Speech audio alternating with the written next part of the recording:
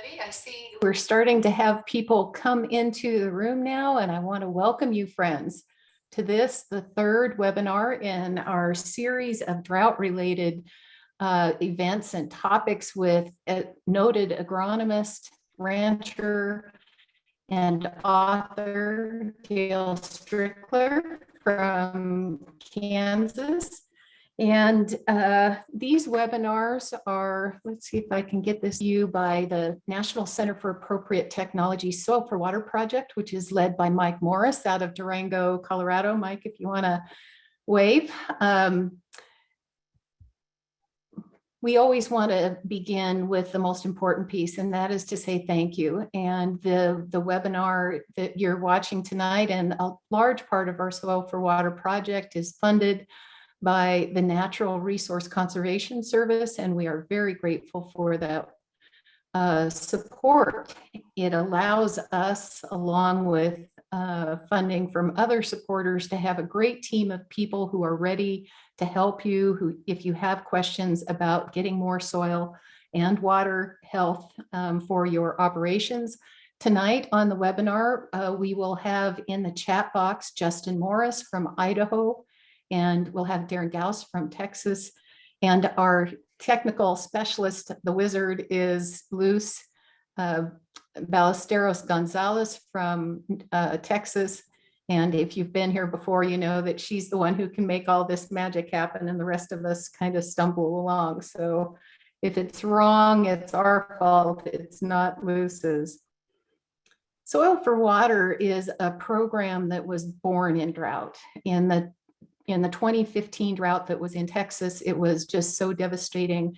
And Soil for Water was started through partnership in thinking about how to deal with that. And as time has gone along, what we've realized in NCAT is that saving water in soil brings us together: people who eat, people who farm, people who ranch, people who care about the future and climate. And together we can catch and hold more water in soil.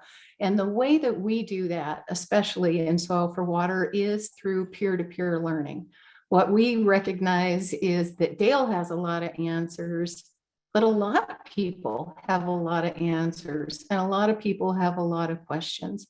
And the way that we're going to advance swiftly is to work on this together. So we consider that we are all learners, we are all teachers, and it's important that we have fun as we go through the work that we do.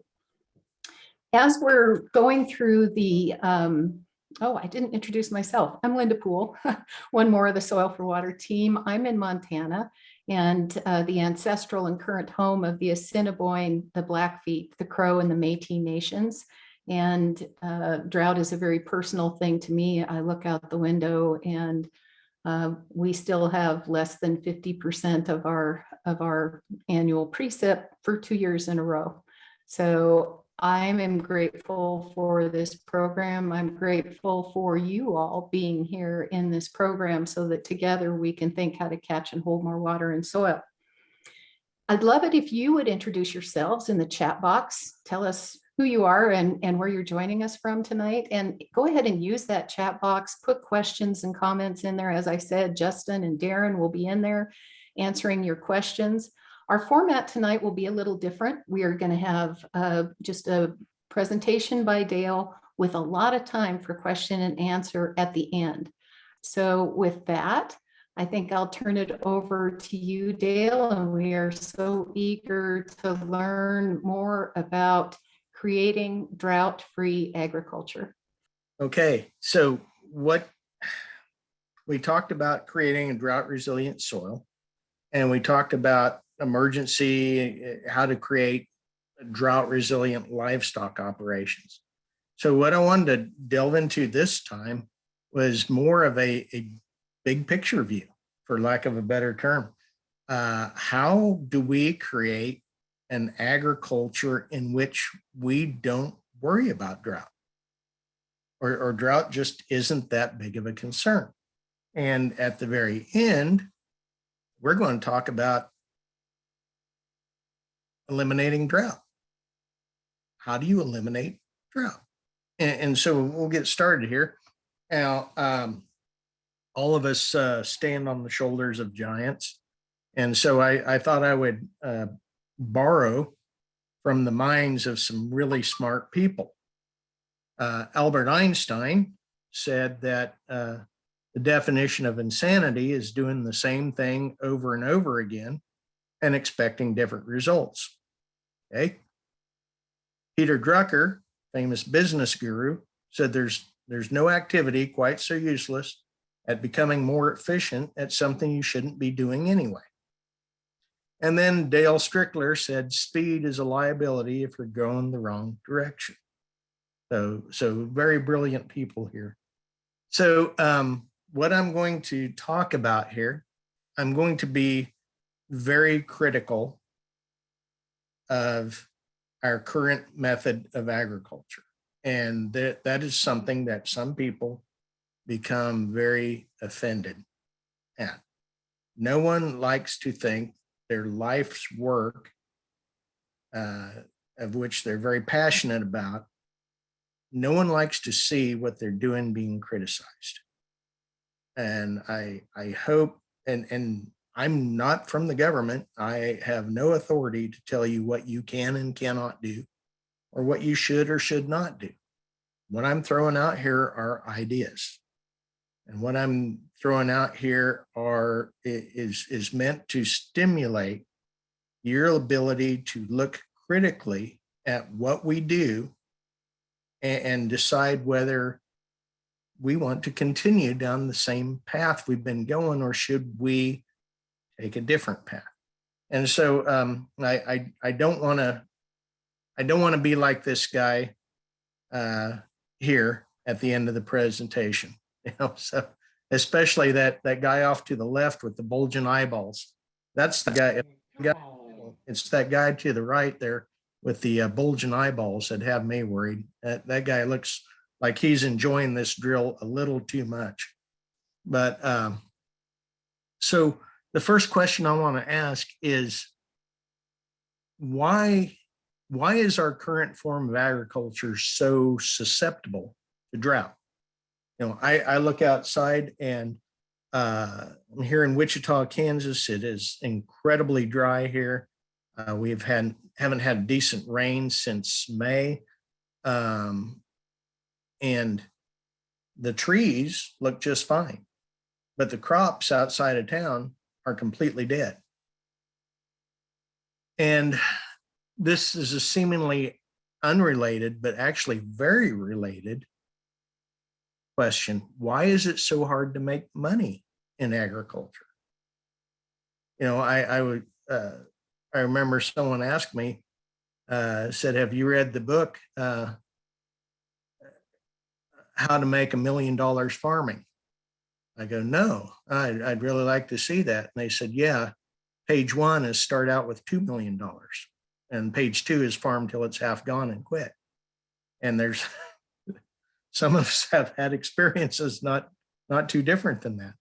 But farming is a very famous low margin, high risk enterprise. And why is that? And those two questions are highly related. So I'm going to start out with, what do all of these crops have in common? Soybeans, potatoes, corn, wheat, and rice. They're all annuals. 80% of the world's food calories come from these 5 crops. 80% of the calories that the human race consumes come from these 5 species of plants. And how do we grow them? We grow them in monocultures. Okay. And well, I guess there are some mare's tail plants over there in the corner, I believe. We try to grow them in monocultures. We spend good money trying to grow them in monocultures. I like to say that growing corn is ridiculously simple. I didn't say easy, but it's ridiculously simple. You take a soil test in the wintertime, you put on all the fertilizer that the soil test calls for, pick the hybrid, won the county yield contest year before. When the soil temperature gets 55 and above, you plant 2 inches deep at the population that the the seed bag calls for. And for the next 4 months, you kill everything that ain't corn. And then you harvest when moisture drops below 15.5. Did I leave anything out? Oh yeah, pray for rain. Pray for rain. So it's not that complicated. Now, it's incredibly hard. It's easy to grow corn. It's incredibly hard to grow corn profitably. And one of the reasons is because we have this for 8, 10,000, 4,000, whatever time scale that you prefer to believe how long ago agriculture began, but we have relied on tillage. And you can see this ancient Egyptian piece of art where here's an oxen, a couple of oxen in tandem pulling a plow. And tillage has been with us for a very, very long time. Now, if we look at nature, on the other hand, we look at natural ecosystems. How are they different? Well, look at this prairie here. You don't see a monoculture. You don't see annuals. We have a perennial polyculture here with very deep roots. And one other difference, I'll show you some of the differences that we have here between an agro-ecosystem, human-managed ecosystem, and natural, okay? Tillage versus no tillage. Annuals with shallow roots versus perennials with deep roots. Monocultures, polycultures, something that's big. Yield is exported off the site. And fertility has to be imported to replace the fertility that left.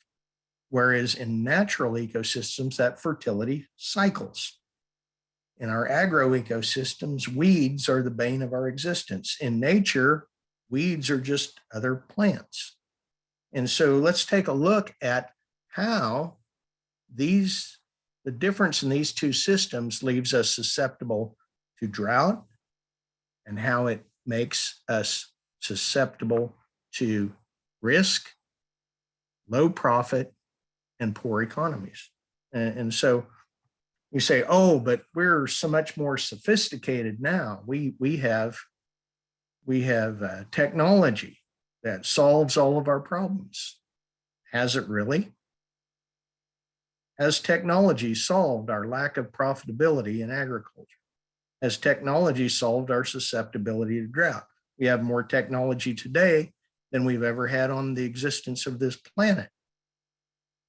Are we more or less susceptible to drought in the year 2022 than we were 100 years ago, 200 years ago? I'd argue that we're more so. Are we more profitable than we were 50 years ago, 100 years ago? It takes a lot more acres to make a living now than it did then. What has changed? Our toys have gotten bigger and more expensive. How much did the rig at the left cost? How much does the rig at the right cost? Okay. We are doing a much better job of going in the wrong direction faster with more horsepower. Okay. Our seed has gotten better. There's no doubt that Pioneer seed corn will produce more yield per acre than the Indian corn over to the left. But how much more does it cost? And let's look at that fertility moving off site. 200 years ago, 1,000 years ago, the yield moved from the farm field to the house next to it or the village next to it. And an army of chamber pots would go back to the field in the morning and transfer that fertility right back where it came from. Now a 900 bushel truckload of corn moves 810 pounds of nitrogen, 333 pounds of phosphate, 72 pounds of sulfur, and a pound of zinc. That all needs replaced lest we start impoverishing our soil. And where does that Owen, now that fertility is actually moving overseas. It gets loaded on barges and ends up in foreign countries. And how do we replace the fertility that was contained in that grain? With fertilizer imported from foreign countries. We're propping up, Vladimir Putin, Xi in China, if I pronounced that correctly. Trudeau in Canada. No, we can't have that. So we've got a problem here. We're exporting food and having to import fertility that's coming in. And so, but you say we've got to feed the world, though. We need to feed the world. Well, is our corn actually feeding the world? If you look at where the corn is going, 39% to feed animals and 27% to feed vehicles. Not much of it actually goes to feed people. Only a quarter of the corn crop goes. Now you can say, yeah, it's feeding livestock, and then the livestock feed people. But is that the best way to feed livestock? We'll talk about it. So the world's most problematic nutrient deficiency isn't starvation, it's kwashiorkor. Starvation is a lack of calories. The world doesn't lack for calories. The world lacks for amino acids, protein. So here's a quiz for us. How many ounces of corn are needed to satisfy the complete daily amino acid needs of a 20-pound child? How many ounces of corn does it take to meet the amino acid needs of a 20-pound child? We don't have a poll set up here, do we, Linda? Okay. No, but people can chime in the chat. Yeah, we love to see what people think in the chat box. Yeah, put your guess in the chat box. See if you're right. But the answer is 16 ounces. I didn't give you any time, sorry. But the answer is 16 ounces. Can a 20-pound child eat a pound of corn in a day? Is it even possible? I don't know. I had kids that ate like crazy, but I don't know if they ate a pound a day when they were 20 pounds. That's a lot of corn to shove into a kid. How many ounces of dried beef does it take to completely meet the daily dietary amino acid needs of a 20-pound child? An ounce, 4 ounces, 8 ounces, 16? What's your guess? What does it take? I see the chat box is going up, so we've got people participating here. Boom, boom, boom, boom, boom. Numbers going up. I'll give you just a few more seconds. So I see a lot. I see that number climbing. Okay, we hit a lull there. It's 1 ounce. 1 ounce of dried beef. So if we really are serious about feeding the world, why are we exporting corn? We should be exporting beef, especially dried beef. You can get a lot more economic value on a ship, and you can meet the nutrient needs of a lot more people with that. Now you can say, well, yeah, but we have to feed that beef corn. Well, okay, let's take a look at how this works here. So let's just say this is a pasture in Iowa, and you've got these calves out here in this pasture. Well, in the fall of the year, the farmer will pull in here with his pickup and stock trailer, and this combination costs about $100,000. He's going to load those calves up on that. He's going to take them to this multi-million-dollar auction barn where they're going to take a 4% sales commission. And a guy in the audience here, he's going to buy those calves and put it on this $250,000 rig, and he's going to haul them to a feedlot in western Kansas. Okay. Meanwhile, back at the farm, the farmer after he's done getting rid of those calves so he doesn't have to mess with them, he goes into his glamour crop, corn. So he pulls this $850,000 rig into that corn crop, and he starts harvesting, and he puts it onto this $150,000 grain cart that's pulled by this $250,000 tractor, and it moves it to the edge of the field where it's put onto this $250,000 rig that takes it to this multi-million-dollar elevator, which puts it onto this multi-million-dollar railroad car and hauls it to the feedlot in western Kansas, where that is fed to his own calves, and it makes mounds of manure that they can't get rid of because they've already super saturated all their fields with manure, and they've hit salt limits, they've hit phosphorus limits. They can't get rid of the stuff. Meanwhile, back at the farm, the farmer takes his corn check, and 1/3 of that check goes to buy fertilizer to replace all the fertility that's now sitting in piles in western Kansas. You know why we do all this? It's because we're efficient. We're efficient.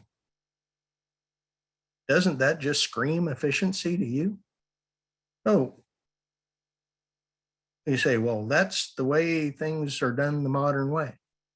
How well does this system work when all those high dollar machines have no petroleum anymore to run them?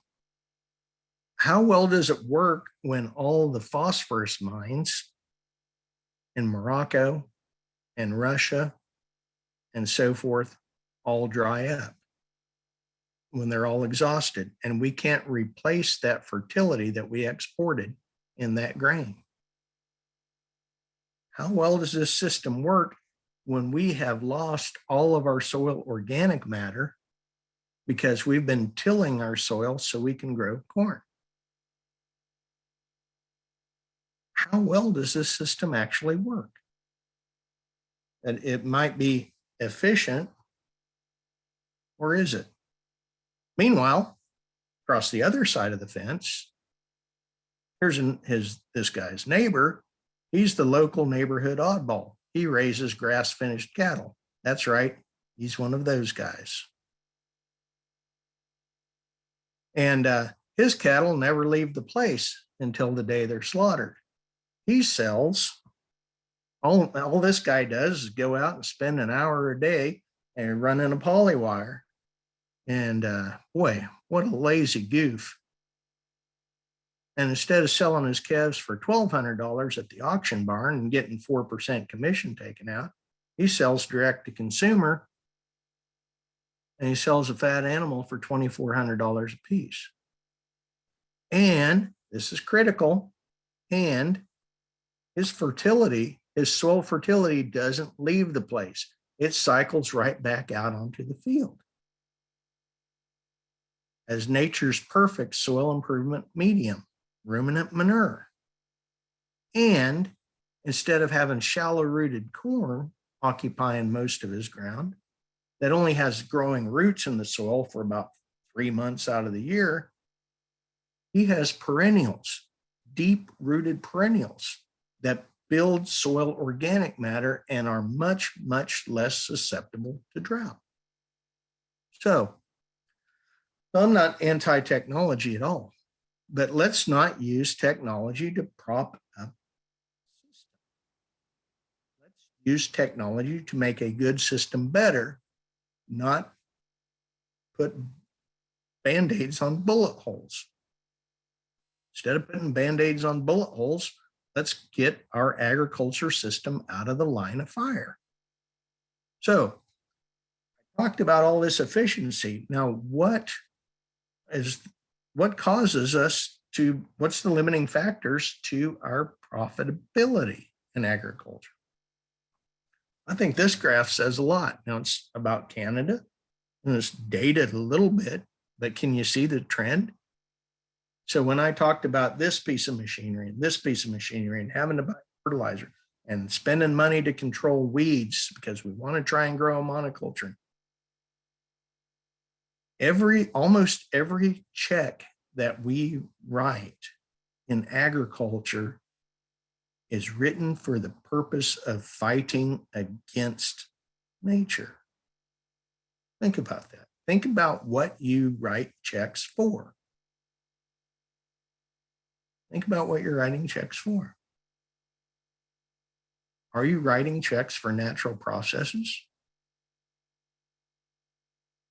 Are you buying sunshine? Are you buying rainfall?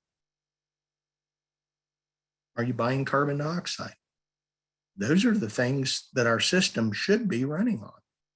Sunlight, rainfall, carbon dioxide, oxygen, and soil minerals that cycle in place, not fertility that gets imported from outside our farm borders. The more checks you write, probably the less natural your system is. Think about that. If you want to improve your bottom line, think about mimicking nature. So I want to go through another one. Let's take a look at soybeans. Soybeans. Now corn, I talked about corn. Corn is really a miraculous crop. It grows more calories per acre than any other temperate crop we can grow. I mean, it's just insane the number of calories that corn can produce. But I have real misgivings about the way we grow corn. I think there's better ways. Let's look at soybeans. Soybeans are one of the few plants that have an amino acid profile that's comparable to meat. You know, very high lysine content, high in methionine, tryptophan. And it produces a lot of protein per acre. And so that's a good thing. But the average yield of soybeans in the United States until this year, where it's going to take a big hit, was around 2,800 pounds per acre of soybeans. About 2,800 pounds per acre. So just shy of 50 bushels on the average. So where does it go? Well, we talk about we got to feed the world. And so soybeans are about 18% oil. They're about 82% meal. The oil, about 2/3 of it goes for food. So of the total weight of the soybean crop, 2/3 of 18%, we're looking at about 12%. About 12% of the soybean goes for soybean oil, used for food. Of the soybean meal, the vast majority of it goes to swine and poultry. Tiny fraction of it goes for human food. Oh, now, I, for one, I'm speaking for myself here, I like the fact that we have pigs and chicken to eat. I will grow chicken tonight, and I happen to think personally that the world's most perfect food is bacon. I like the fact that we have pork to eat. In fact, I think when the human race was created, when Michelangelo took this, or this Da Vinci, one of those Italian guys, took this snapshot with his cell phone of the creation of Adam, what got edited out was this plate of bacon that God was handing Adam, telling him this is what we get to eat in heaven. And we had a perfect system where everybody got to eat bacon until we had this, the first vegan activist, the serpent, convincing Eve to eat the fruit of the tree of knowledge instead of bacon, and screwed everything up for everybody from that. And you ask, what was the motivation of this vegan activist? said, well, maybe producing bacon using soybeans isn't the best system. Maybe this system has some problems. Well, how else do you raise pigs and chickens? You can't raise pigs and grass-fed, grass-finished pigs and chickens. You can raise them on pasture, but they can't survive on forage alone. You got to feed them grain. Or do you have to feed them grain? Did we have pigs in this country prior to 1920? Of course we did. Soybeans were imported into this country and became a crop only in the 1920s and later. We grew pigs in this country for hundreds of years before we ever had soybeans here. What did pigs eat? And we grow pigs without corn in Europe, where pigs come from, hundreds of years, thousands of years before corn ever existed, before corn or soybeans ever existed in Europe. In fact, let me show you, there is a place in Europe where they still raised pigs the same way they did thousands of years ago. It's the Dehesa in Spain. Look at this beautiful ecosystem. Looks like a city park, doesn't it? If you take pictures of city parks all around the world, they look like this. They're widely scattered trees with kind of carefully manicured. This is similar to the vegetation that existed around the Olduvai Gorge, where humans supposedly originated, where the human species originated. This is a very serene, relaxing type ecosystem. There's a reason we build city parks to mimic savannas, because humans are natural savanna creatures. This is the landscape that gives us peace and joy and contentment. And so this Dehesa in Spain is basically big grassland. It's a savanna, grasses underneath oak trees. And you can see the tree at left is a cork oak that's been harvested for cork. And some of the other ones are different kinds of oaks, but they all produce acorns. You get this big crop of acorns, and in the fall, they turn in pigs, and these pigs fatten up on the pasture. And these acorn finished pigs are marketed as something called Limón de Ibérico de Balato. And I know I butchered that. Anybody who speaks the Spanish version of Spanish knows that I butchered that. But that is the world's most expensive ham.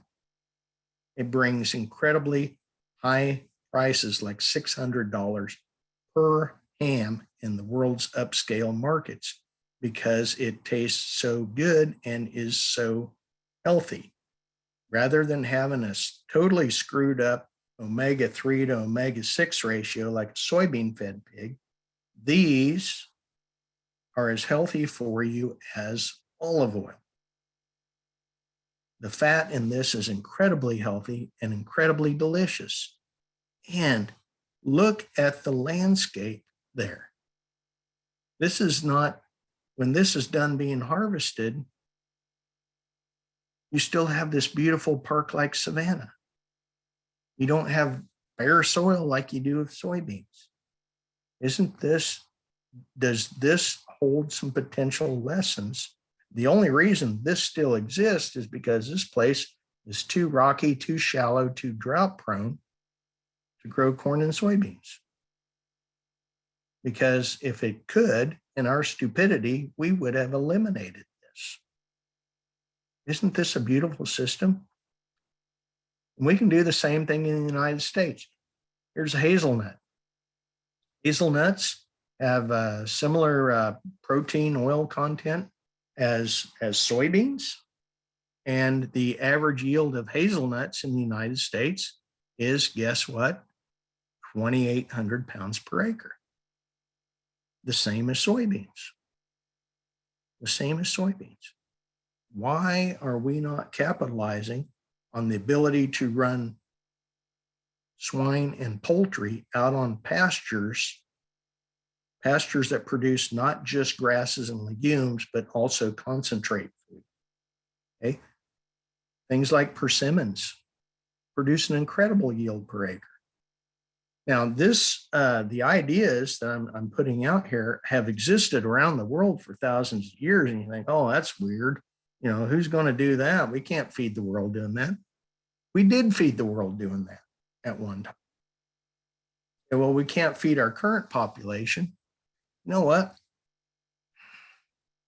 Just about an hour and a half southwest of where I am now, they excavated a village from hundreds of years ago that held 20,000 people.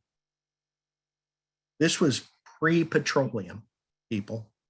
This was pre-wheels. There was no transportation. That city from hundreds of years ago, here in Kansas, 20,000 strong, was able to feed themselves from the acorn and walnut and pecans found along the Arkansas River here. We've sustained an incredible civilization. One of the most seminal books of my entire life is this book right here, Tree Crops, Permanent Agriculture by J. Russell Smith.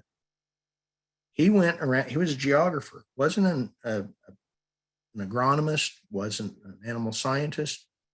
He was a geographer, but he had a farm and he was extremely interested in farming, but he traveled around the world and he noted which civilizations had been ruined by soil erosion and which ones were still intact. And some of the civilizations that began on rich soil were now extinct because their soil was now gone, because they depended on a tillage-based agriculture with annual plants. And so he suggested, let's take the lessons from the civilizations that survived and combine them with our modern technology to make them more productive. And sadly, only a few odd ducks like me have ever read this book, and virtually nobody has put it into use. There are a few people like Mark Shepard and a few others who have taken these lessons to. Let's take a look at another ecosystem. How about where I'm out here in the plains? This area was settled by European settlers shortly after the Civil War on the Homestead Act. The Homestead Act said, you got 160 acres, but here's the deal. You have to plow up everything you can, because the 11th commandment is thou shalt grow grain, right? Thou shalt grow grain everywhere they can. So you were to plow up all the land you could out of that 160 acres. You were to construct a dwelling of a certain minimum size, and you were to raise a grain crop for at least 8 out of those 10 years. And if you failed to do that, you lost your land. Now, if you're in eastern Colorado, how often does it work to raise a grain crop in consecutive years? Not very often. We can't do, with all of our so-called modern technology, we can't do that now. And so there was a super high failure rate. Why was there this failure rate? Well, where those people came from, the person writing the rules for the Homestead Act lived where this was the dominant vegetation: acorn, oak trees. That an acorn is an oak seed, very large, full of carbohydrates. Why, when we came out here, we didn't find oak trees. You know, there weren't big acorn eaters out here on the plains. What did they find? They found a grassland, short grasses that produced virtually no seed, and it was harvested by large ruminant animals. And so they said, okay, the environment out here doesn't support seed production. So what should we grow? Let's grow grain. What a brilliant idea. And the thing is, why does it not support seed production? Because seed production, I've got this graph here represents the water use curve of wheat. And you could put any grain crop you want in here, and it looks about the same. Once the plant tries to make grain, the water use jumps up tremendously, double, triple. Grain production is a very water intensive process. Growing leaves takes a little, growing grain takes a lot. That's why arid areas typically don't grow a lot of grain crops. But in the Western United States, based on the stipulation of the Homestead Act, we were trying to boost grain production. And so it's like, okay, we already plowed all this up. Now what do we do? So we invented this little trick to make grain production more stable out here in the plains. This trick was called fallow. They said, oh, we've got this great idea. Check this out. Wait till you hear this. Here's what we're going to do. We're going to grow nothing for a year. We're going to grow nothing for a year. We're going to store all that moisture. And then when we plant a crop, we're going to have 2 years worth of moisture. Isn't that a great idea? And just like something that sounds too good to be true, it was too good to be true. Because we're going to till everything. We're going to keep this soil bare, and we're going to control all weed growth, all plant growth, and we're going to store up all that moisture. Dust Bowl. Like, whoa, maybe that didn't work out so well. And you know what's changed since the Dust Bowl? We didn't get rid of fallow. We did somewhat get rid of tillage.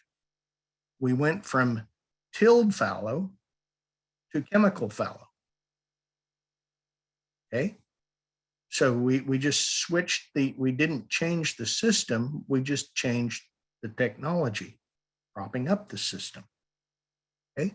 So, okay, I've got a quiz for you.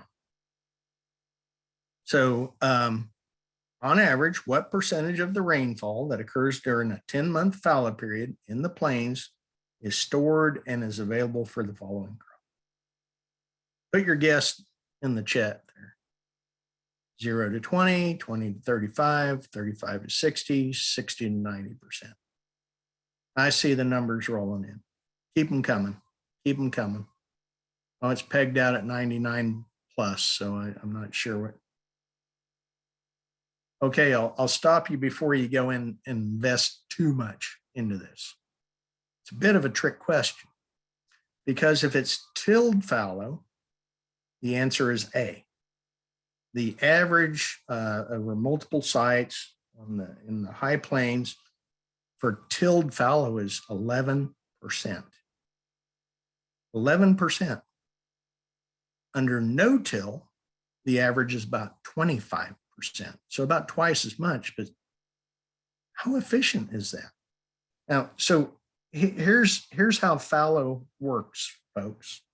Okay. So let's assume you get 20 inches of moisture a year, say, which would be about somewhere around Colby, Kansas, okay, Garden City. You store 25% of that. We're assuming no-till here, leaving stubble, kind of like I talked about in the first webinar. You store 5 inches of that with fallow. Then you get another 20 inches the next year. You add the two together and you've got enough to raise a good crop. That raises a profitable crop.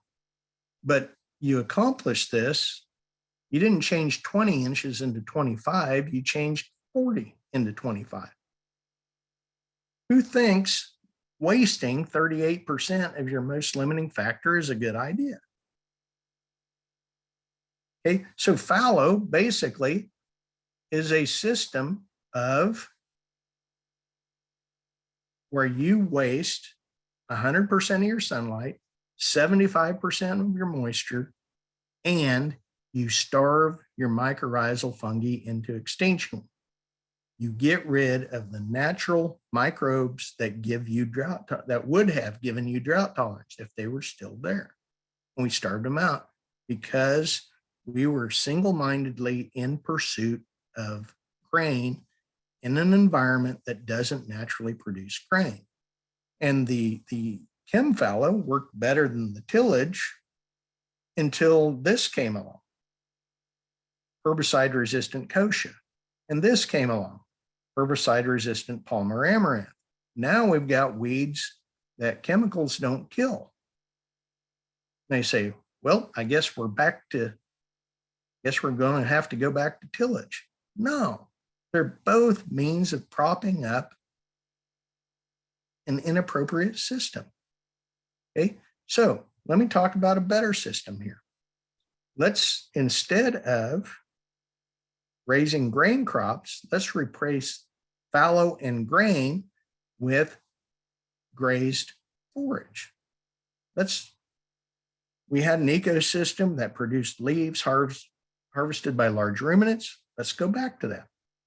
And I'm not talking about a Buffalo Commons. I'm talking about, an economy boosting grazing economy in an area that naturally for thousands of years supported grazing. So if we take a grain crop, let's say we harvest wheat and we fallow that wheat stubble and plant corn the following spring. Each inch of rain that occurs during that fallow will produce about 2.5 bushels, because the inch, you store a 1/4 inch for each inch you receive, and you get about 10 bushels per inch of stored water, and you're only storing 25%. And at $6 a bushel, each inch that occurs during that fallow period is worth about $15. You following me? If, however, instead of fallowing that, we just grow grazing crops like sorghum sudan, that produces about 800 pounds of biomass. If you graze 40% of that, remember, you take half, you leave half, that'll produce about 32 pounds of beef, and that's worth right now about $40. Your conversion of moisture into money is so much more efficient with grazing than it is with grain. Okay. Plus, we're making our soil more productive over time instead of less. Let me show you an example where a guy did this. So instead of a grain crop, he planted this grazed forage. And planted this forage for grazing. His native grass pastures, which are buffalo grass pastures, he grazed them during the first half of the summer. Did intensive rotational grazing, and then moved to this in the second half of the summer, and allowed his native grass to rest during that critical late summer period. Now, this did a number of things. For one thing, instead of spending $80 an acre during the fallow period to control weeds with chemical cocktails or soil depleting tillage, take a look at this. So I'm going to just compare. Alfalfa uses a lot of water, but it's high in protein. Sorghum doesn't use much water. It's high in energy, but it's low in protein. But kochia and pigweeds, I'm sorry, the kochia got slid over when we converted this over, are just as water efficient as the sorghum, but as high in protein as the alfalfa.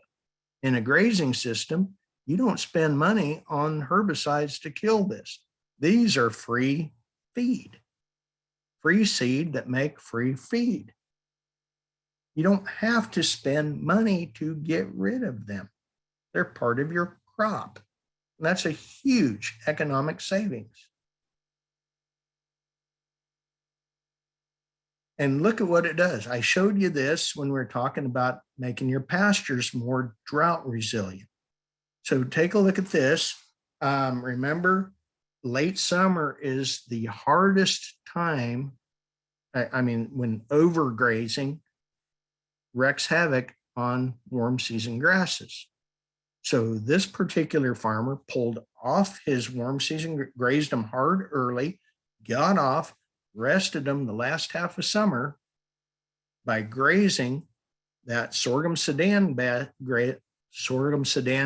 based pasture in late summer. And let me show you what it did. Folks, this is pretty impressive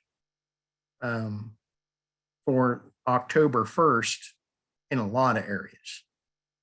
But this is a 12-inch rainfall area. And I'll show you his neighbors here in just a second. But this is buffalo grass country. Take a look at that. And I'll show you the other neat thing about this system. Same soil, same rainfall, only different management. Typical for the area over to the left is 12.5 grazing days per acre. That's how many animals that pasture carried in the current year when this photo was taken. These are about 2 miles apart, taken within just about 15 minutes of each other. The one on the right supported 5 times as many cattle, 5 times as many cattle as the one on the left. 5 times the number of cattle. It's just the timing. Now, what can you do with that pasture on the right now? It can be grazed after frost when it doesn't hurt the grass. What else is about 2 tons of mulch on your soil accomplishing in a 12-inch rainfall area? I showed you this when we talked about creating drought resilient pastures. And I talked about this. So when you get a 3-inch drought baking rain, the pasture on the left, 9/10 of an inch goes in the soil. The one to the right, where my friend is resting it and doing their intense rotational grazing and grazing it 5 times as hard, but timing it so that it doesn't hurt the grass and improves the grass. He's getting 3 times the amount of soil moisture from the exact same rainfall. This guy now has streams running year round where they used to run for about 3 days after a rain. What does that do for an area where the aquifer is drying up? This is how you start restoring aquifers. And I have a friend, I'm going to be visiting him here next week. When, by the way, he's speaking down in New Mexico, Causey, New Mexico, for NCAT, and really excited. And I think where that little tongue of really brown water decline area, I think Causey's right about where that is, if I'm correct. And so right on the eastern border of New Mexico is where we're having the deal next week. So if you want more information, Linda, I'm sure is happy to provide information for that. We'll give you a couple other previews on that as well. But I have a friend in the panhandle of Texas who took low water pivots, planted them back to native grass, is doing limit irrigation, has been for a few years. The water level in his wells is going up. His water table is rising. We've always thought that this decline in the aquifer is absolutely inevitable. Nothing we can do about it. That's not true. We can irrigate at reasonable, sane levels, not exploitative levels, but conservative levels, and maintain irrigation for a much longer period of time. And the only way we're going to do that is use the water we have left to create systems that enhance infiltration. That's the only way we're going to restore the aquifer. Okay, this is from Kansas. This just shows, basically the number of years of irrigation we have left at current use rate. It's looking pretty ugly in a lot of these places. There's a lot of browns and reds there and oranges. Okay. And the proposal, one proposal that that somebody came up with, this is a map of Kansas, was to dig a ditch from the Missouri River going uphill 1/2 mile in elevation and dump water into a hole in western Kansas to refill the aquifer. Now, well, that makes complete sense, right? There's surplus water in the Missouri River and we need it in western Kansas. Makes great sense. So why do we need it in western Kansas? Well, because, feedlots and the economy make our economy go. Okay, how much is this going to cost? Well, at the time, the estimate was $35 billion and $10 billion every year after that. Okay, now to put this into perspective, at the time, you could have bought every bushel of corn produced in the entire United States of America, all 10 billion bushels or 11 billion bushels for $3 a bushel. It would have been cheaper just to buy all the corn in the United States and ship it to western Kansas and give it away to the feedlots. Well, we can't do that. That's like welfare. Let's build this project instead. No, this is insane. This is insanity. This is being very, very clever and not very wise. Why don't we just learn how to produce beef without so dang much fossil water? Let's figure out how to produce beef without so much water. Okay. And another way of restoring the aquifer is to look at places where it's been in India. And I told you a couple weeks about the Pawnee Foundation.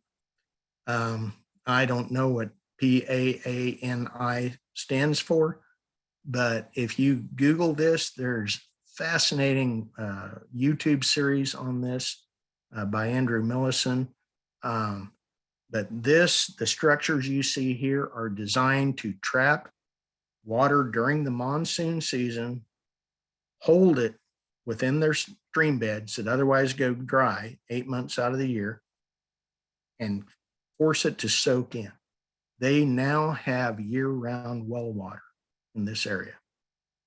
They used to have to truck water into the villages on a daily basis just to keep people alive. Now they've got a surplus of water that they can use for irrigation. How transforming is this idea? Now, the problem with this, in most states, this is illegal. You cannot impound water. You can't impound water on streams.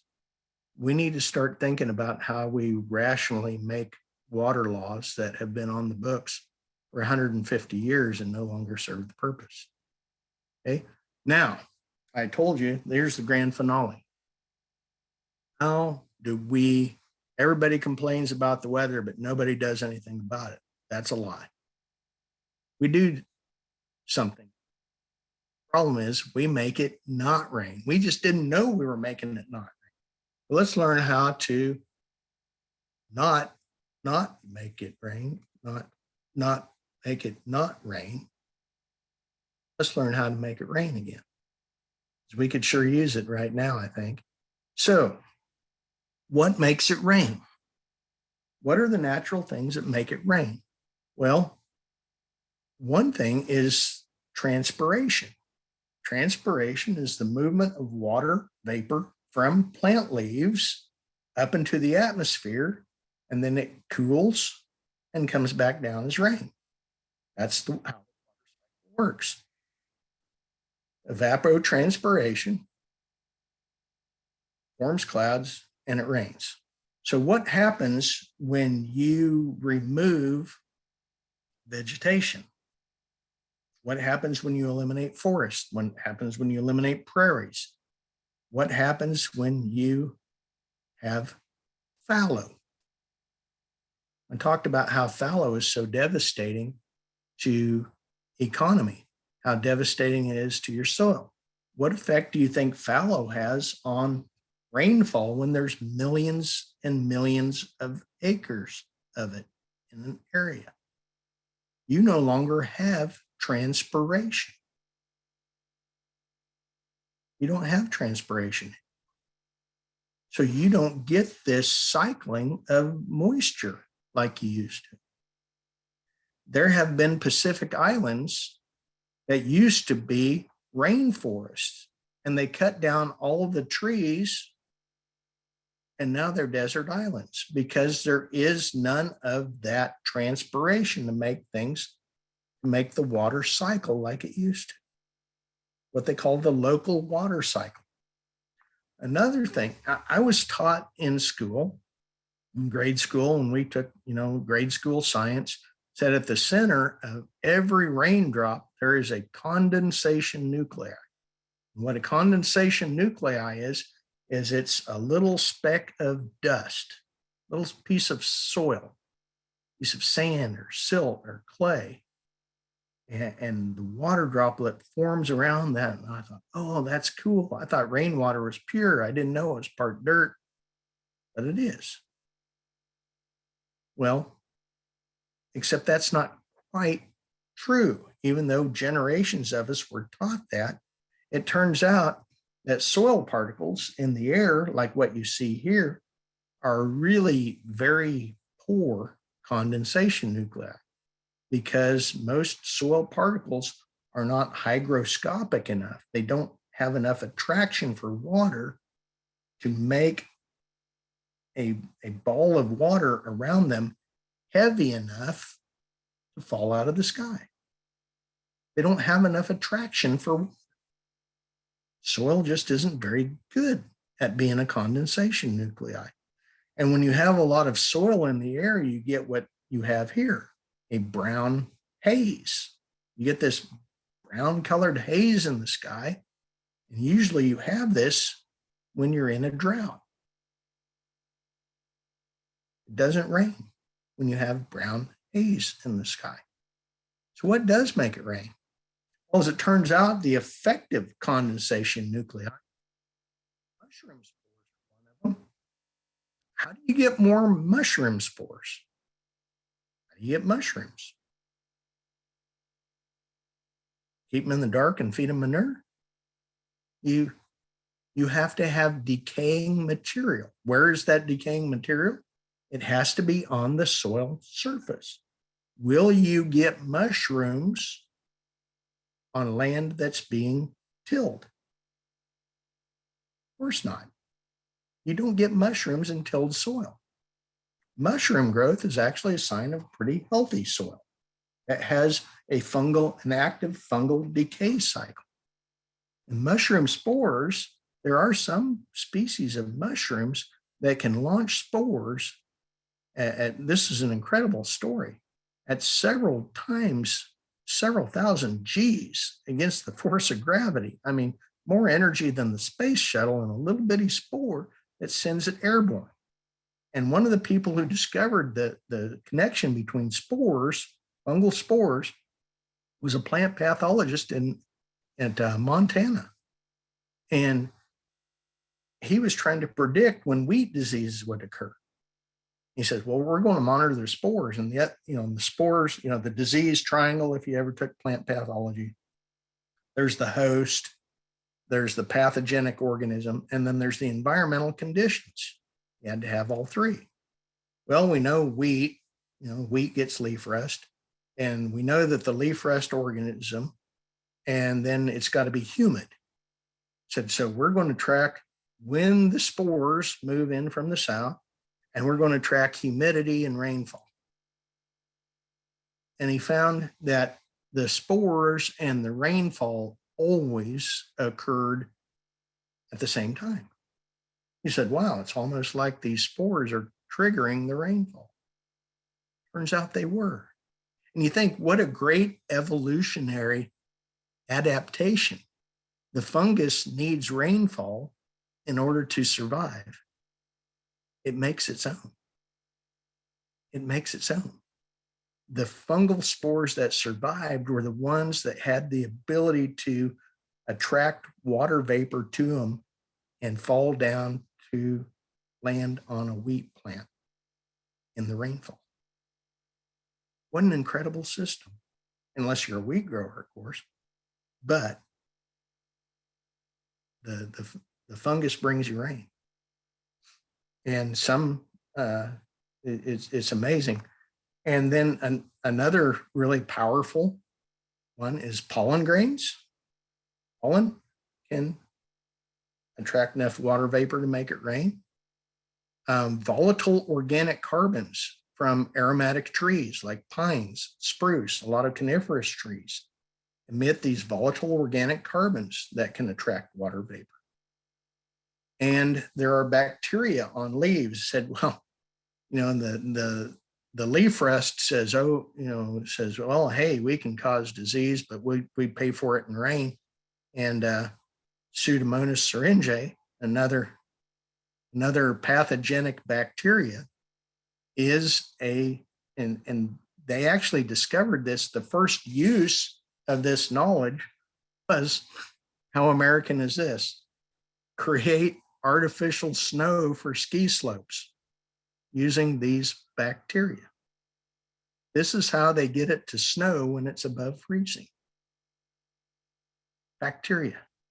They could create artificial snow this way. And then this is wilder yet. Whales. Whales feed down deep in the ocean. They eat all this krill. They come up to the surface, they breathe, and they poop. And the poop at the surface feeds algae. And when these algae produce these compounds called dimethyl sulfonyl oxides, I believe, DMSO, and those compounds produce rainfall over the ocean. These are the things that create rainfall. Now, throughout your lifetime and mine, what has happened over the last several hundred years, last 10,000 years? What's happened to the amount of these biologically produced rainfall triggers? They've all decreased, haven't they? They've all decreased. We've decreased them. We have been doing something about the rain. We have been doing something about the weather. We haven't just been complaining about it. We've been giving ourselves something to complain about. We've been decreasing our rainfall. And the problem is that when you lack these effective triggers, it takes very little moisture to make it rain with these good triggers. How much moisture do you think it takes when the condensation nuclei are soil particles? It takes a huge amount, a bunch. That's why in a drought, the event that ends the drought tends to be a flood, because condensation nuclei is soil particles, and it takes a lot of moisture in the air to make it rain at that. And this is just a microscope just to show you how this works. This is the bottom is a schematic, but these are some fungal spores, and you can see a little water droplet there, and you can see it down below, or you can see it above in the actual photograph. See that water droplet growing? This is showing how this just pulls water vapor out of the air to form this bigger and bigger droplet, and that's what falls out of the sky as rainfall. And just to show you, I snap this. I get this thing on soil moisture map. Load it up, check it every morning. Where did it rain? Because I'm seed salesman, so I want to know where it rained, because people want to buy seed after it rains and don't want to hear from you if they haven't had rain.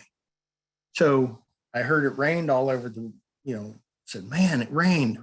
Where can I sell seed?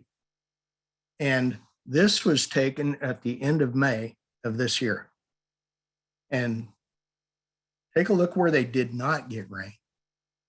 That little area moving northwest or northeast out of northeast New Mexico, no rain. Why is there no rain in the pathway? What happened in early May in northeast New Mexico? We had close to 1 million acres burned, right? No condensation nuclei coming from that area.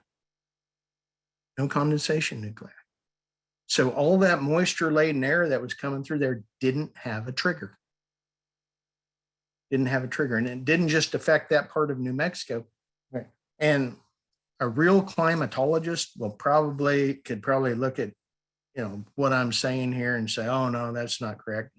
You get the general gist of the idea, is that the things that make rain, our management has decreased over time. And if we want to bring the rain back, we need to bring the triggers back. Okay. And when you do, you can get like this. This is a picture that one of Alejandro Carrillo's neighbors gave him. And I love this picture. And for years, his neighbors said, oh, you have more grass because you're lucky. It always rains on your side of the fence. He said, no, it's because of my management. Well, you know what? Because of his management, it does rain more on his side of the fence. It's not imagination. It's actual science. You can, and there is emerging research that shows that when you get about 50,000 acres all under regenerative management, your temperatures go down and your rainfall goes up. Okay. Now I want to show you some things. Everybody knows, everybody believes, we believe anyhow, that climate change is caused by carbon dioxide in the atmosphere. Okay. And currently, right now, there's about 875 billion tons of CO2 in the atmosphere. About 240,000 of that, or 240 billion, have been added in the last 200 years. That's the problem, right? So where'd it come from? Well, we're told it comes from fossil fuel. And some of it did, but actually the biggest single cause of all the excess CO2 in the atmosphere is not from fossil fuels. It has come from soil tillage. There's been more CO2 added from soil tillage in the last few hundred years than there has been from fossil fuels. Isn't that amazing? And yet you don't ever hear about this. You don't hear about this. So what do we do about this? If we really want to effectively fight climate change, we need to focus on our soil. Because when you change the soil on the left, which has been conventional tillage, no cover crops, to the one on the right, you add carbon that you pull down out of the atmosphere and you stick in the soil. What happens when you pull carbon out of the air and you put it in the soil? You make more drought tolerant crops, you reduce flooding, you make more nutritious food, you make more abundant food, you make more profitable farmers. Everything about making high carbon soils is a benefit. There is no downside to creating high carbon soils. This should be a national focus. This should be an international focus. If you do this worldwide, let me show you the potential. Okay, so right now, oh, sorry, the numbers didn't show up on this. Worldwide, there are 4 billion acres of crop. There are 16 billion acres of. So worldwide, there are 20 billion acres of agricultural land, food producing agricultural land. Okay, so let's do a little math here. If you increase the soil organic matter 1 percentage point, take it from 2% to 3%, 3% to 4%, and just the top 6 inches, that is 10 tons of soil organic matter. 10 tons of soil organic matter took 18 tons of carbon dioxide out of the atmosphere to be formed. That's CO2 out of the air into the soil. You take the 20 billion acres of agricultural land times 18 tons, if you increase all the world's agricultural land, raise it 1 percentage point in organic matter, soil carbon, it would take 50%. Remember, we added 240 billion tons since the Industrial Revolution from all sources combined. This simple step would take more CO2 out of the air than's been put in there in the last 200 years. And it stops drought, and it stops flooding, and it makes more abundant food, and it makes more nutritious food, and it makes more prosperous farmers, and it makes more prosperous economies. What's not to like here, folks? This is a good deal. So just, and there are lots of ways to create high carbon soils, but I just focused on the heavy hitters here. These are fairly simple measures. These are fairly simple measures within. Now, here's the caveat here. These are within our current agricultural system. We don't have to make wholesale changes in the way we raise food to make these changes. But what happens if we take millions of acres, hypothetically, and just to show you, I saw this and posted on the other day. Look at this. Does regenerative agriculture make a difference in improving human lives around the globe? Absolutely it does. Like more abundant food, more nutritious food, less susceptibility to drought, and greater farmer profit. It's all good, folks, all good. When you change your grazing method, look what happens to your soil organic matter. We can do this. This is 5 years. Look at the change in 5 years. We only need to raise all the world's agricultural land 1 percentage point. When you change to managed grazing, look at the change it made. And I said I'd give you just a preview of next week. Alejandro Carrillo going to be speaking for NCAT next week. Linda can give you a heads up on that. But look at this picture. This is one of the pastures in Alejandro's area in the Chihuahuan Desert. It's a dry area there. It's tough country. Here's Alejandro's pasture.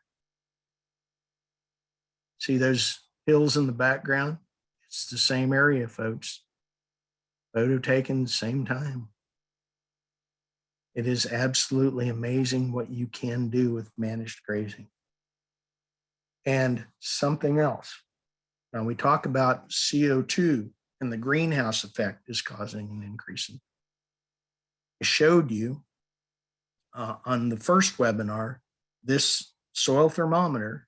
This is the temperature taken on bare soil. This is temperature no-till cover crop soil. 40 degrees difference. 4 billion acres of cropland around the world. Take that 40 degrees times 4 billion acres. Does this have an effect on temperature? If you don't think that ground temperature has an effect on air temperature, you have never run the stop sign on the state highway crew and stood all day on a 110-degree day on black asphalt. Of course, soil temperature has an effect on air temperature.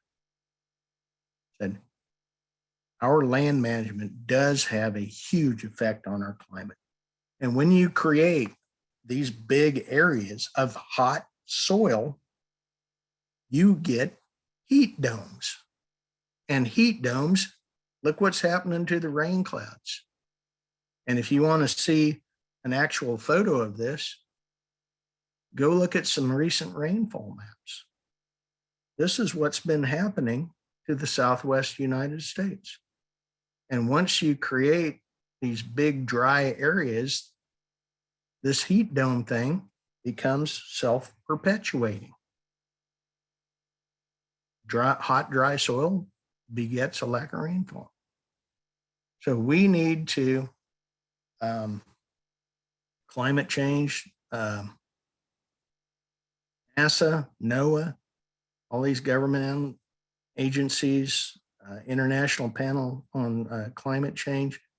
All these people are telling us this is real, folks, and it is happening. And it's getting worse. And the good news, that's the bad news, of course. The good news is that we may have more power to slow or reverse this, and we may have more power to adapt to it through our land management than what we may have thought. So I left this slide. I just Googled Garden of Eden picture. And so the idea is that we can return our planet back to an Eden-like situation. But we won't do it by simply applying technology to make us faster. We've been doing for 100 and some years. So at that point, I think I'll stop and we can discuss and ask questions. Point, Dale, at least for me, and looking at what's going on in the chat, that if we could, we would all be standing up and giving you a standing ovation for the presentation that you just gave us. So much new information. I've talked about how much I love your book, The Drought Resilient Farm, and this is your book plus so much more. And so what we're going to do now is we're going to move towards Q&A. It's we're about a half an hour, 35 minutes from the end of the webinar. I do hope that you'll stay because we'd love to get your exit poll, and we want you to see who won the tall tale competition. But this is my first chance to be the person who gets the first question in. We're going to ask some questions here. And I know everybody has a lot of good questions. And so we're going to do what I call a super snapper round. So we're going to try to give Dale some questions, and he's not going to give us the whole book on it. He's going to give us a minute or two, just enough to tease us into looking into it more. And my question goes to what you see on the screen now, which this is from our first webinar. The people who attended then, a lot of those people most of the people had 50 to 100% or less than 50% of their precip, their average annual precip this year. And most of us live in semi-arid or arid countries. So it's the question that I have is about fallow. So a different type of fallow. I worked in Colorado for a while, and there's a thing called buy and dry, where municipalities are needing more water, and where they are getting their water is from agriculture. I see that Phil Brink is on here, and I'm sure he could talk to this a lot better than I could, but But the concept is by dewatering agriculture and putting that to municipalities, that's how they'll solve the problem. My question to you is, what would be the unintended consequences of that, and what might be a better alternative? Well, I think the unintended consequence is eventual starvation. I mean, it's, one of the most inspiring videos on YouTube I've seen is a TED Talk by Brad Lancaster. Brad Lancaster is an author of a book, what is it? Water Harvesting for Drylands and Beyond, or and this is get, oh gosh, your background is messing it up, but rainwater harvesting for drylands and beyond. Yeah. So, good books, phenomenal YouTube presentation. And the most stunning statement that Brad makes is he talks about the city of Tucson, where he lives. And Tucson, the municipal water use of Tucson. Now, Tucson, in case not everybody's familiar with where Tucson is, it's in the desert. About 10 inches of annual rainfall. The city of Tucson annually, within city limits, receives more rainfall than the entire municipal water use of the city of Tucson. They receive more water than they use, and yet they are drying up the nearby river and buying out, doing buy and dry to get rid of farmers so they have enough municipal water. And when it does rain in Tucson, they have these things called city storm drains designed to get rid of water as fast as possible. And until recently, it was illegal in Tucson and almost every other U.S. city. It is illegal to harvest water off your rooftop and store it. How ridiculous is that? We have entire cities designed to get rid of water as fast as possible every time it rains. And then the same city is going and buying water rights from farmers and drying it up so it can no longer produce food. Think about the long-term wisdom of that. Okay, we probably ought to get on to the next question because I got way too fired up about that question. Well, it's hard Brad not. Lancaster TED Talk. Yeah, love it. Yeah. Justin Morris will do our next question. Right. Hi, Dale. Thank you so much for the stunning presentation. Really enjoyed it. So there was a question that came up referencing the studies that you cited. There was two studies, one that was talking about the amount of acres that need to be under regenerative ag. I think you were saying 50,000 acres. I don't know if you've got some sources on that. Some of the participants were wondering where they're able to get that kind of information. Yes. One of the researchers who did some of that early work, Paul, I believe his last name is Stoy. He was with Montana State University? And I think he is at the University of Wisconsin-Madison now. He was one of the people who did the original research. There have been similar studies done in China, and there's been another one done here in the U.S. Maybe someone on the board here with NCAT is familiar with the other study, and I'm sorry I'm drawing a blank here, but I just can't think of the other place. We'll make sure to get that in. Yeah, Dale, will, rather than putting you on the spot right here, we'll make sure to get that researched and put it in the resource notes that everybody will receive next week along with the recording, because I'm probably not the only one who's going to have to watch this more than once to get everything out of it. Okay, and our next question will come from Darren Gauss. Yeah, so Patrick Benz put a question on the chat here. What is a realistic time frame for a crop farmer to convert their fields from annualized cereal cropping to perennial grass-fed cattle production? It seems like many years. How would they make a living over that transition period? Okay. I would try to convert, you will go broke if you try to do it all at once, unless if you're depending on that farm as your sole source of income. Because perennials really realistically need about 1 full year to establish. And on my own farm, I was way too ambitious and way too impatient in that process.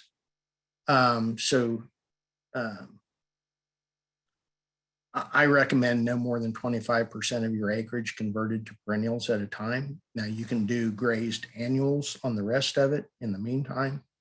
You can continue cropping on part of it, but do a gradual switch because there's a lot of risk in establishing perennials. They're slow establishing, and there's a lot of time and expense involved. They tend to be pretty expensive to put in, comparable to a corn crop. So go at it slow. I think it's reasonable that you can do a full transition and in the humid areas in about 8 to 10 years is very doable. I did my own in about 2 years, which is way more ambitious than what I now recommend.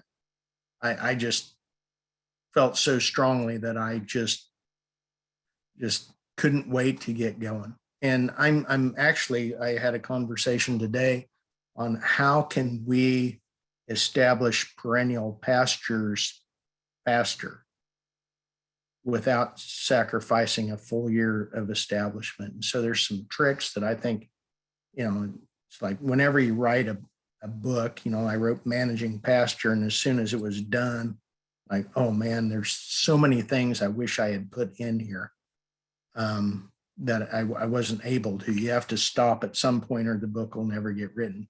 But one of the things I'd really like to have in there was all these little tricks. How can you get a pasture established without waiting a year? Because I think that is critically important to profitably make this transition. And we talked about things like in a corn soybean rotation, like in the Corn Belt, when the soybean leaves start to drop, the optimum time for planting a cool season pasture is probably September 1st in a lot of areas. But soybeans are still out there, but they're not using sunlight. They're dropping their leaves. Seed, broadcast seed, about the time the soybeans are dropping leaves. And by the next May, you've got pasture. And you didn't have to set it out a year. At least that's the theory. And some things like, growing corn in 60-inch wide rows instead of 30-inch rows, and seeding it in at V4. So you got the whole summer to establish. I mean, there's all kinds of little tricks here that we might be able to capitalize on in the future that we just haven't thought of yet. So Dale, as you were speaking and you had your kind of like, here's kind of the top things that you could do on getting your soil healthy and being able to get past drought. And you mentioned pasture cropping, and maybe I wasn't paying enough attention, but I would love to hear kind of a 2-minute. I just barely touched on that. So Yeah. pasture cropping term came from Colin Seiss. Colin Cease. I apologize, Colin, if you're listening and I'm butchering, but he's a great guy. He's very warm, very giving. But he tells the story much better than I can. But he and a friend were in a bar, and they were talking about how they would change farming and like, I don't know if you've ever heard the buffalo theory of intelligence, but Google that, buffalo theory of intelligence. It's a good story, but gist of it is that just like the buffalo herd was followed by a pack of wolves, and the wolves would attack the weaker buffalo, which made the herd stronger by eliminating the weaker ones. Yep. Alcohol does the same thing to your brain. It eliminates the weaker brain cells so that your brain as a whole works better. That's why you always feel smarter after a couple of beers. So, Colin obviously is proof that the buffalo theory of intelligence works. And so by making that, he said, we have warm season grass pastures here, but all of our grain crops are cool season. Why can't we grow a grain crop and a pasture crop off the same acre the same year? They're growing at different times of the year. So he went out there and did it. And it actually worked incredibly well. He had almost a full pasture crop and almost a full grain crop. It's like a 90% crop of each. But instead of having 100% on one acre and 100% on another acre, he had a 90 and a 90 off the same acre. Plus, after he did this a few years, he decided to dig a hole and see what was going on underground. And the carbon content of his soil, because his warm season grasses are only photosynthesizing half the year. The cereal grains only photosynthesizing part of the year, but you put them together on the same acre, now you got 12 months out of the year photosynthesis. This is like being able to work 24 hours a day on your income. You don't have to have time off. It was absolutely amazing what it did in a short period of time to the carbon content of the soil. He's got active photosynthesis and root exudates 12 months out of the year now. And I was in a meeting this morning where they're talking about cool season grass pastures under irrigation, which makes a lot of things possible. But they were putting in warm season annual grasses like sorghum sudan in the summertime into cool season grass fescue pastures so that they could get a bunch of productivity in the summer, which fescue doesn't do no matter how much water you give it in summer. Cool season grass just doesn't grow when it gets hot. But you put sudan grass out there. He said that they had 7-8 foot tall sorghum sudan instead of 6 or 7 inch tall fescue in the same time period. That above ground growth is indicative of what's going on below ground. So pasture cropping, whether it's warm season annuals into cool season perennials or cool season annuals into warm season perennials, you always go the contrasting season. The goal is to effectively utilize sunlight year round and then turn all that into manure and cycle it back onto the soil surface to benefit the next crop. And you just get this compound interest working in your favor of carbon. And so you just create better and better soil every year.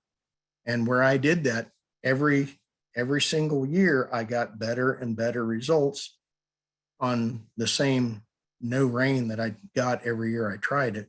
I mean, I didn't get a single rain ever when I did this, but every year it worked a little better each year. And so it's an intriguing concept.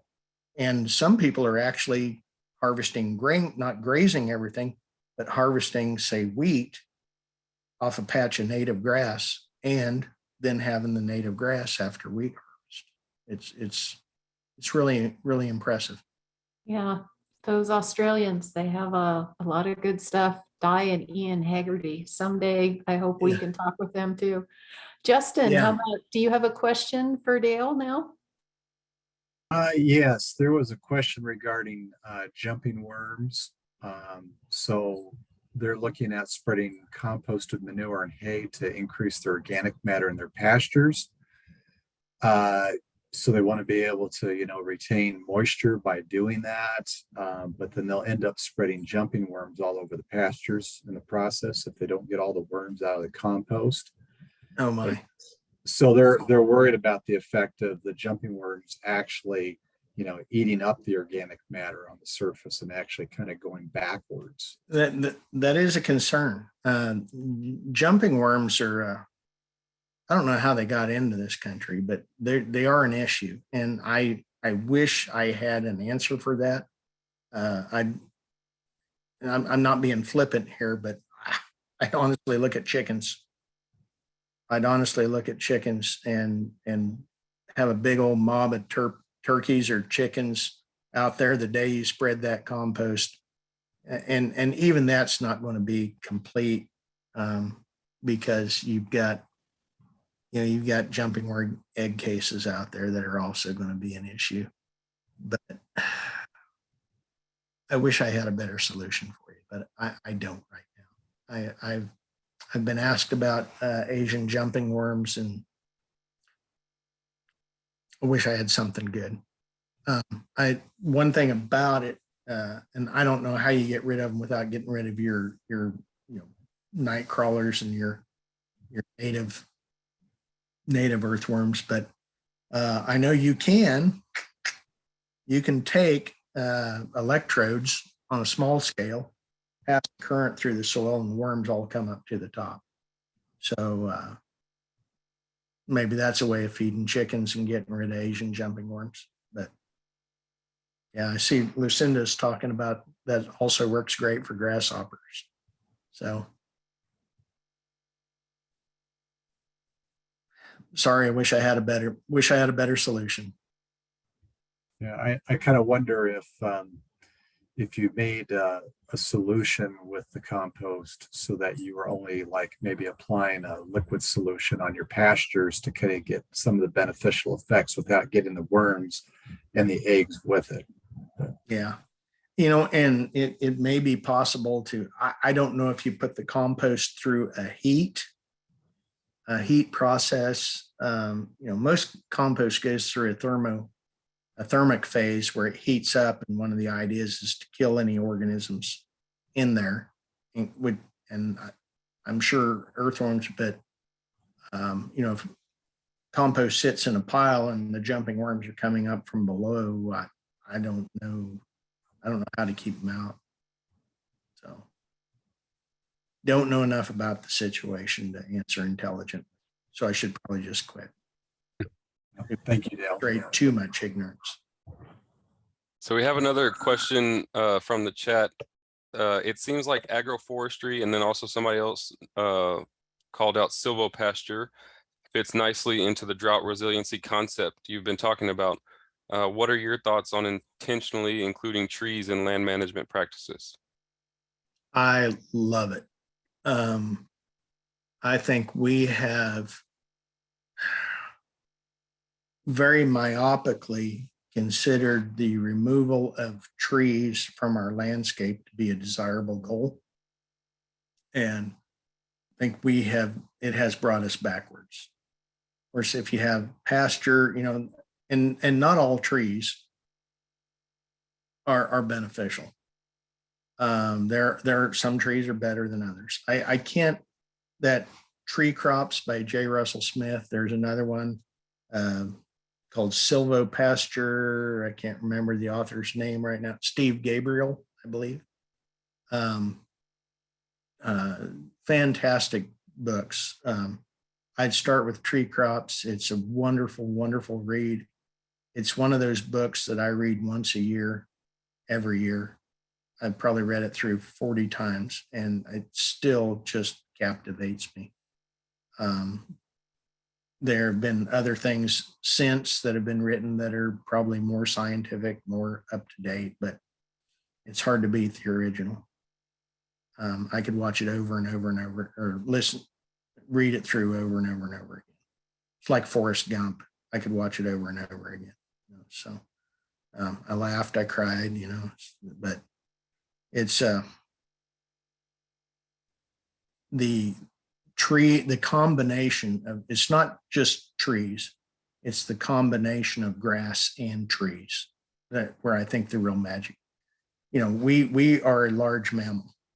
And if you look at the ecosystem, the terrestrial ecosystem around the world that supports the most large mammal biomass, It's savannas. It's savannas. And so why would we do anything but try to get more land area around the world into savannas, food producing savannas? I think that, I don't know that that will be the future, but I think that should be the future of agriculture. And I think annual crops and big tillage equipment and high chemical agriculture are not, I mean, and like I said, I'm not here to tell you what you have to do. You're free to choose what you want to do with your own land. Do what you will. But I can tell you the path that I am choosing for my land. That's what I want to do. And a few people that I know have done it. There's not many, but it's amazing what I've seen from those pieces of land. It is complete, total ecosystem healing agriculture. And think about all the rainfall triggers that come from an acre like that. The mushroom spores, pollen, the leaf bacteria. It's just unreal. So. Paint a beautiful picture. I love it. It's so doable. Dale has also been thinking a lot about how to increase the rates of adoption of regenerative ag, and that will be part of what he'll be talking about when we are in New Mexico. Dale and his partner Elizabeth Heilman will be there. She's from Wichita State. She'll be talking about overcoming barriers to regenerative ag. Dale will be teaching us how to read the land and prioritize what to do and then reap the benefits of the work. So if you can join us in New Mexico, that's on Tuesday, September 27th. He's mentioned Alejandro Carrillo will be with us in Kazi, New Mexico on the next day at the Weaver Ranch. So just on the other side of Portales, and he'll be talking about the same thing from a farming standpoint. So if you can join us, I hope you will. But this was really the introduction to the question that is in the chat from Anthony Collin, and it goes back to your spirit, your pitchforks coming after people who who have all these crazy ideas. And what do you find to be the most effective way of finding common ground and establishing a healthy dialogue with farmers, or really anyone who's liable to jump in the middle of you because of these outlandish regenerative ideas?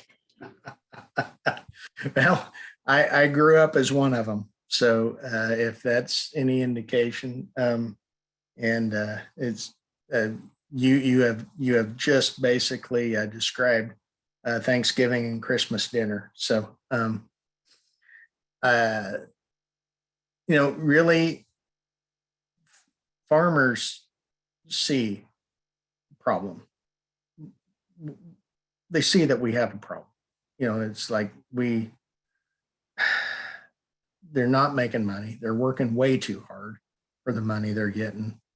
And it seems to get worse every year. They know they're in essentially a rigged system. No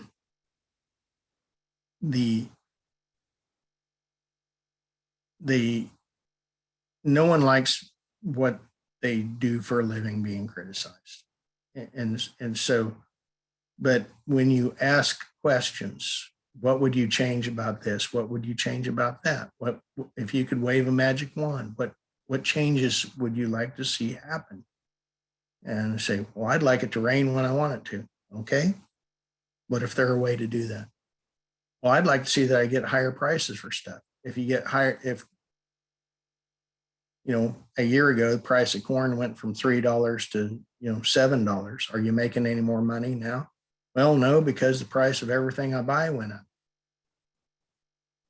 Would you like it if you could raise a crop without having to buy all that stuff? Well, yeah, but you can't do that. What if there were a way? Ask questions. Ask questions. It is extremely annoying and I've been in the position for someone who's never farmed an acre in their life to go and lecture me about what I should and should not be doing on my farm. That is infuriating. You know, and nobody in any profession who takes any pride in their profession enjoys being lectured by someone who's never done it ever in their life and pays no risk for being wrong when they're wrong. And they pay no price for being wrong. They take no risk for being wrong. They're just telling you how to do it when they've never actually done it themselves. So don't ever approach from a position of arrogance and that you know it all and they know nothing and they're stupid and they're just backwards and doing it the wrong way, because they're not stupid. You know, we're only as good as the information presented to us. Ask questions. And I've often said that the class that I wished I'd had in college and was never, ever on the schedule was one called Dad Management. The only way I could convince my dad to do anything, and it took me a long time to figure this out, I couldn't tell him to do anything because I was a snot-nosed kid that didn't know anything. And that was a very, very accurate assessment. I didn't.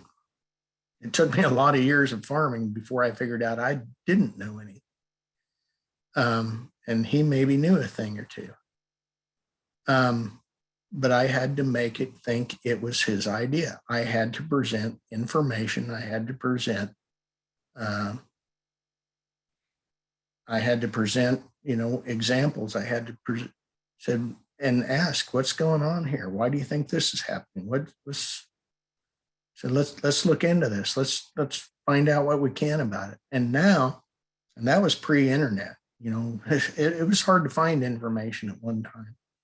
Anybody under the age of 40 doesn't realize that, you know, you couldn't just, you know, push a button and have information come up in your hand at one time. You had to go to a library. And so you can't force them.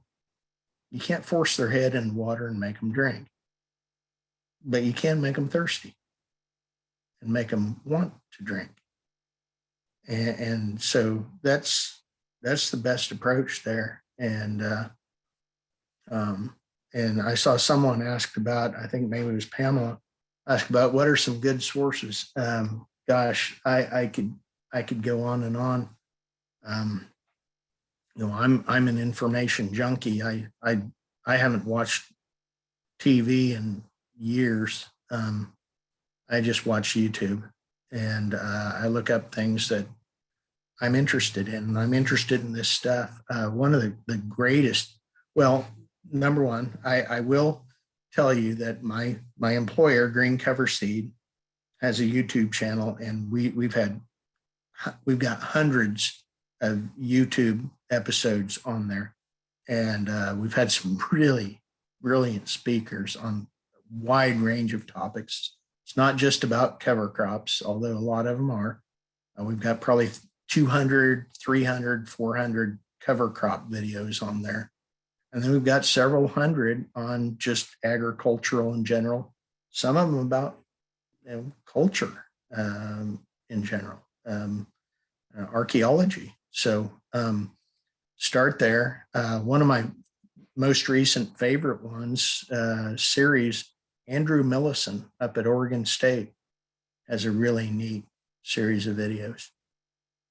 So I'd check that out. But please, Green Cover Seed also, by the way, I need to do due diligence here. They are my employee. They did allow me to do these things.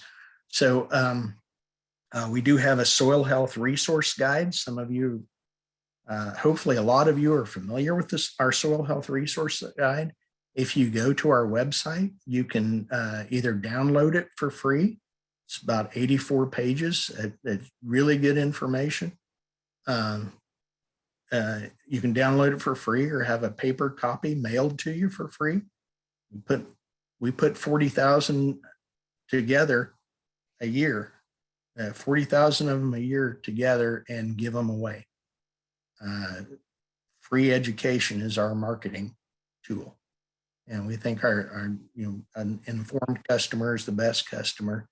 And then within that, get on our YouTube channel and start clicking on stuff. And and of course, I know this guy that wrote these books. We've been talking about the Drought Resilient Farm, but I also have Managing Pasture, and I've got Restoring Your Soil as well. So I would strongly encourage you to go to my website, dalestrickler.guru, and get the books. So just go to my website, not to Amazon. Jeff Bezos does not need your money. So This is the perfect segue. Dale has agreed to stay for an extra 15 minutes. So don't leave if you want to do a little more Q&A. But what we want to do now is we want to announce the winners of the tall tale competition. And the reason that was a segue was because the winners, let's see, from current slide. Come on. There we go. The winners have a choice of the books that Dale has on his website. And here are the winning selections. Dale chose these. And so if Winkler MW is on the call tonight, if you want to unmute, and we would love to hear your tall tale, and you will be able to choose one of Dale's books for free. So are you here tonight and wanting to tell us your tale?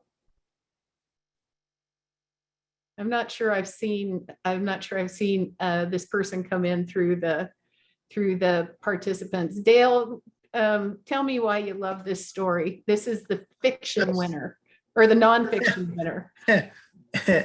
A wrench that went 8 feet deep in the ground and couldn't get it out.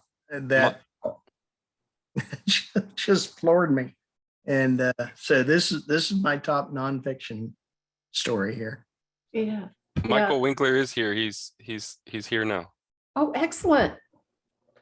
Michael, do you want to turn on your camera and say hi? And we would love to congratulate you. And did you ever get the wrench back? No, I didn't. Yeah, it stayed in the ground. It's still in the backyard somewhere. Well, it's a good thing I have you keep found Dale's book. I have found the germination rate on wrenches to be no matter how many I plant, I never get a stand, and I never get my seed back. So Yeah, it never came up. So I'm guessing it added a little iron to the soil somewhere.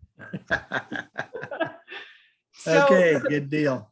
Yeah, and so I'll be getting back in touch with you, and we'll get you your choice of book. So I will contact you through the forum. We can do it that way. Okay. And in the fiction category, Luce started a thread, but the winner is Paul Heberling, who replied to that. So Paul, if you're here, if you'd like to unmute or turn your camera on, we'd love to actually. I'm hear your tall tale. I'm here, and it's not snowing in Oregon yet. We hope we will. But that story that they told about, the popcorn was pretty amazing. And we had that happen to me here. So that poor donkey, he died. So other than that, Oh, man. that's all I got. Oh, it's gone, huh? Well, congratulations, and thank you for sharing such a great story. And I'll be in touch, and we'll get you your book too. The overall grand prize winner, again, is going to be chosen by Dale. And the prize for that is a free 1 hour consultation with Dale just about your own farm. And Dale, who does that go to? I'm going to have to go with Mr. Winkler. I like the wrench in the ground story. That just I've never seen him go 8 feet deep, but it is amazing what I've lost in some of those cracks, you know, small children, etc. But so, but Yeah. they've never gone 8 feet deep. That's a new one for me. So Yeah, well, congratulations to our winners and thank you to Dale for doing that free consultation. And Luce, if you want to put up the poll so that we can learn how to do better next time around, she can put that up. But while it's up there, let's go ahead and Justin, it is your turn to ask a question. Please do answer the poll as you're listening. We really would love to learn how we can do better next time. Okay, Dale, there was another question that came through about the downside barriers to people adopting more intensive regenerative grazing systems. And those downsides or barriers is the increase in labor and infrastructure needed to manage more intensively. What suggestions do you have for folks thinking about intensive grazing management, but they're worried that they don't have the labor necessary to implement it? Almost everybody I know that has actually made that switch has told me that they ended up working less after they made the switch than they did before. That is almost unanimous. If they stay at it for 2 years, they're all in agreement. I work less now than I did before. I spend less time moving that fence than I used to spend just trying to find my cows in the pasture.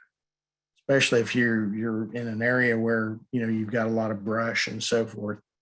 You know, sometimes just finding your cattle could be difficult, or whatever livestock you run.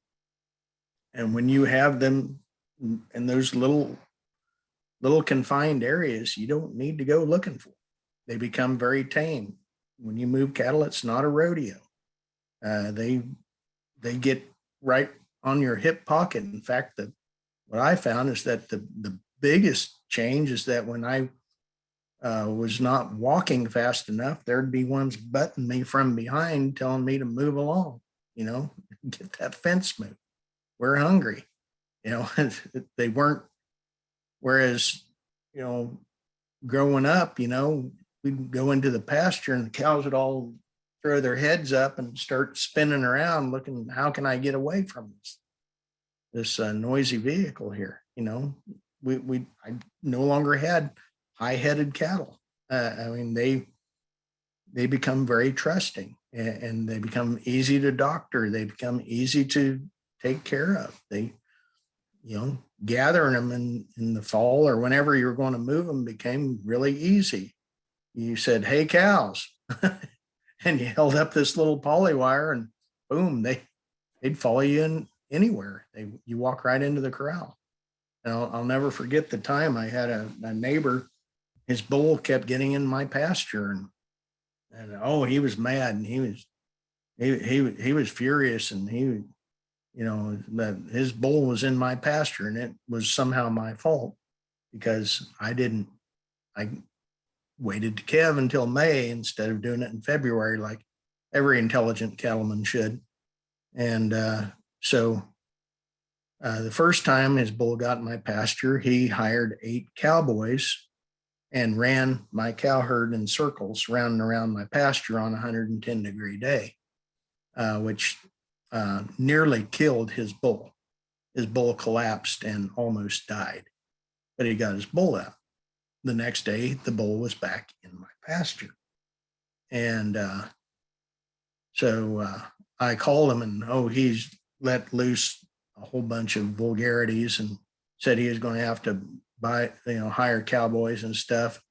And I just hung up on him. And I went out and caught his bull by myself in about 5 minutes and called him back and told him to come pick up his bull. Said, there's two ways of managing livestock. There's the intelligent way, and then there's the hard way. And a rodeo is not the intelligent way to handle cattle. It might be great entertainment, might be great exercise, but it's not good for cattle, and it's not very profitable. And I love rodeos. I think they're great entertainment, but they're not a good way to run a ranch, in my opinion. There's a lot easier ways to do. As far as infrastructure, I wish I could help you out there. Electric fence is a godsend. High density polyethylene pipe to move water around where you need it. Almost every single infrastructure issue can be solved with mobile water, mobile fencing. It does not have to be incredibly expensive.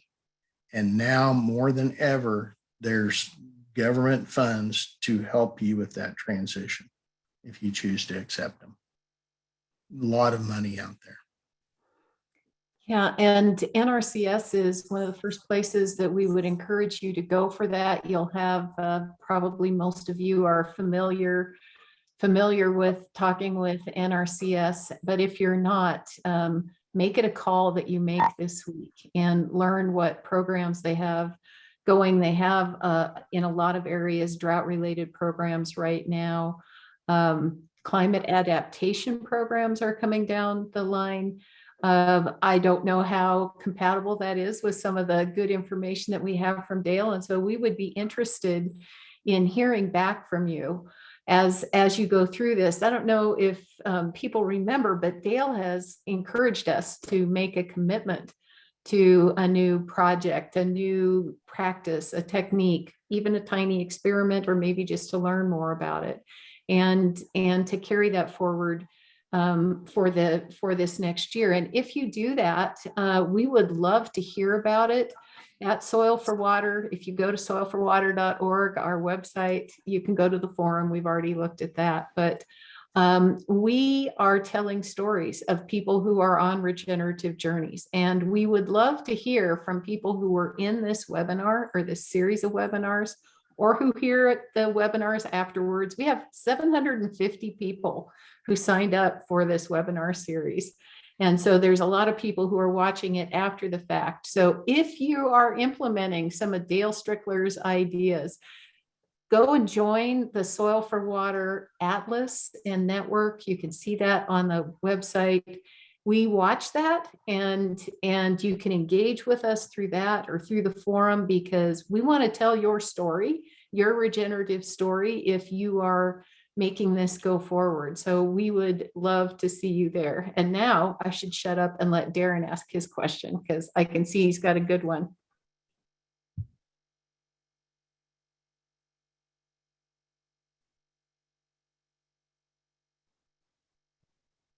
Sorry about that. Had a little technical difficulty. So Dale, could you speak to the of no-till specialty crops? Are you against tillage in all farming, or would you make some exceptions for fruits and vegetables? I would not make exceptions for fruits and vegetables. The soil principles are soil principles, and obviously it's more difficult, but I should have in my presentation the first day. It's like you always regret the 2 or 3 slides you left out that you really should have put in there. And so my brother, who has a really big garden, he decided, why am I promoting no-till and I'm still out there in my garden with a rototiller? And he said, I need to be practicing what I preach in my garden, not just on my farm. And why am I doing things in my garden with food that I'm eating and feeding my family that I wouldn't do out on my cropland? And so he decided he was going to go no-till, and so no-till and cover crops are a great synergy. And his almost 100% of his weed control is with roller crimped cover crops. So he plants a rye, hairy vetch, crimson clover, and turnip mixture, a radish mixture. I don't know. He plants a mixture. And in the spring, he roller crimps it down. He built himself a homemade roller crimper and pulls it behind his lawnmower and rolls it back and forth, roller crimps down his cover crop. And then he took his old rototiller, removed the tines, and took a planter unit out of a hedgerow and has a 1-row no-till planter, self-propelled no-till planter.